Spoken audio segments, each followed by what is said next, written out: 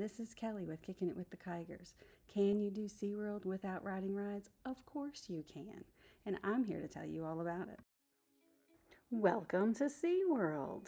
Here's where you're going to see all the things that we got to do as a family. This was a couple of years ago, but as you can see, I mean, the park it's huge, and you can definitely do a lot of the rides.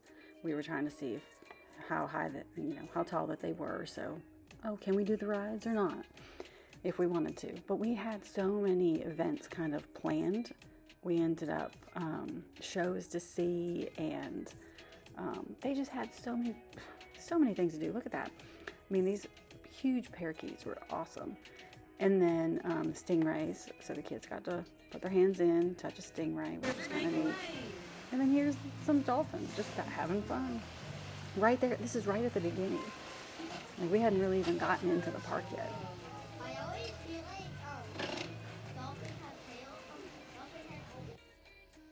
So, I mean, doing the little tricks, having fun. Dolphins are a lot of fun anyway. They're probably one of my favorites. So then the boys were just amazed. I mean, this was underneath where those dolphins were swimming and stuff. So all those schools of fish. And, I mean, it was beautiful. The colors in there were really pretty of all of the fish and the sea turtles and stuff. And then this is where we were headed over to actually watch the dolphin show. And I mean, SeaWorld is educational. I've always felt that way. Ever since I was little and I lived in Michigan and we went to the one in Ohio. I mean, just fantastic. And for people to be able to see this kind of wildlife, I guess you would call that. I wouldn't normally get to see that on an everyday basis. My kids wouldn't get to touch a penguin. I mean, they're so stinking cute. Look at those penguins. I mean, nobody was harming anybody. I mean, it was great. The caretakers were phenomenal with all of them. Then the next show that we ended up doing was, what was that, Seymour, I think is what his name was, the sea lion. And my son thought that it was just like a commercial, like it was leading up to, and he's wondering when it was going to stop. So he really didn't pay attention to it, but he also, come to find out, wasn't feeling the greatest. This is the one.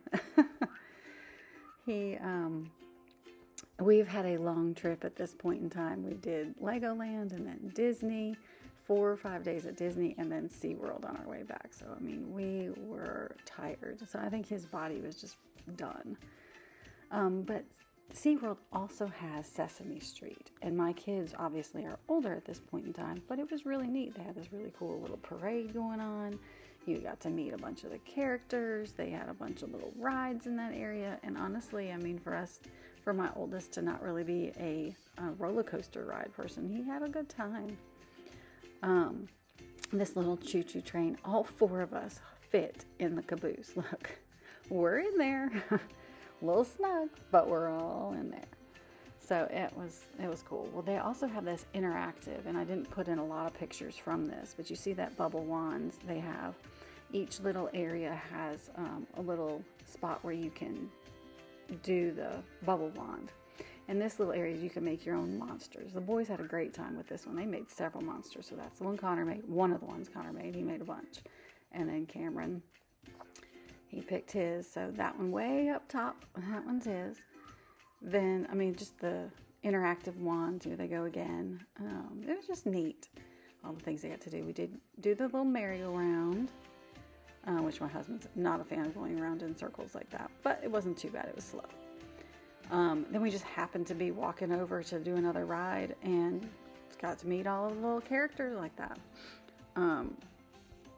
So the boys had a good time. Cameron loves to hug. He loves it. So to hug these guys.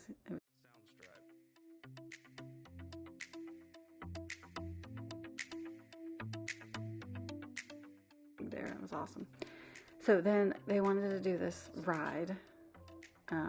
It's not really, doesn't go high or anything like that. It spins and goes back and forth. It's perfect for little kids.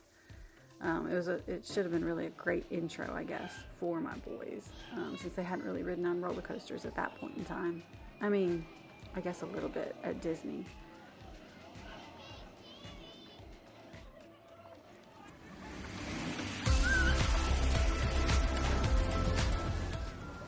So then we did I guess they're kind of like the cups at Disney. we did those, so they spun around. And then this little playground area is just a bunch of turf, and the group of boys, it was just like to just run. Kids just want to run and play.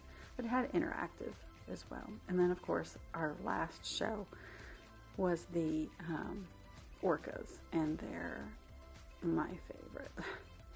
And I know people have issues with them, but man, a lot. And the education behind it, my boys really learned a lot that they wouldn't normally get to do on an everyday basis. And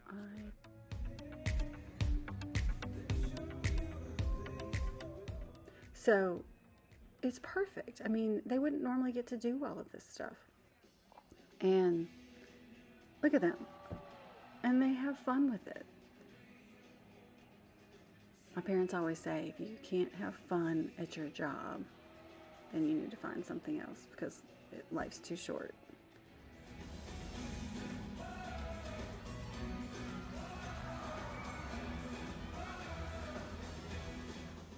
So we stayed here this was our last thing. I mean, this is all day long. That's what we did. We didn't ride any rides. We just went into each one of these shows.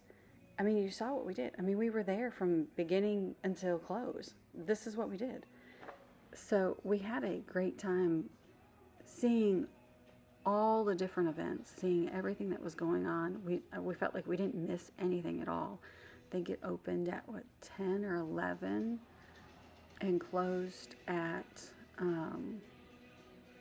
6 or 7, I want to say, because this was the last show, Orca show. So after that, we were walking out. This is the beginning of the Orca show, and then right after this is when they give you a bunch of great information about orcas and what all they do for orcas.